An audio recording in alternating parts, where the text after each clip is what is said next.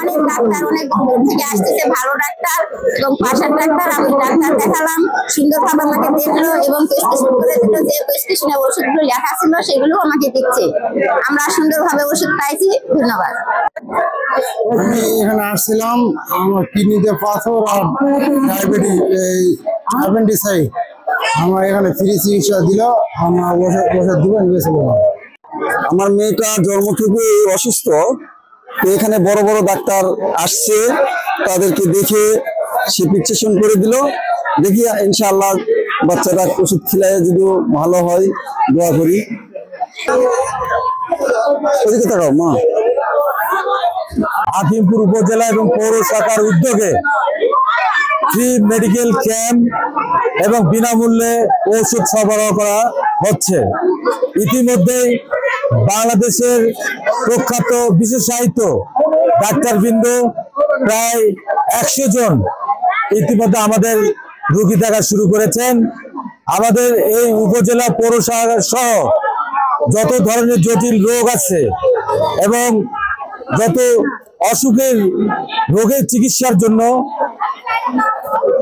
সার্বিক তত্ত্বাবধানে আগামী ত্রয়োদশ জাতীয় সংসদ নির্বাচন আমাদের এলাকায় কৃতি সন্তান, যিনি বাংলাদেশ জাতীয়তাবাদী দলের ধানের শীষ প্রতীক নিয়ে তিনি নির্বাচন করবেন, তার সার্বিক সহযোগিতায় আজকে আমাদের ফ্রি মেডিকেল ক্যাম্প এবং বিনামূল্যে ওষুধ সরবরাহ আমরা উদ্বোধন করেছি। প্রফেসর ডাক্তার AJM জাহিদ হোসেনের সার্বিক তত্ত্বাবধানে আজকে ফ্রি মেডিকেল ক্যাম্প এবং ফ্রি ওষুধ বিতরণের ক্যাম্পিং আয়োজন করা হয়েছে। আপনারা দেখছেন যে ব্যাপক রোগীদের আমরা সাড়া পাচ্ছি।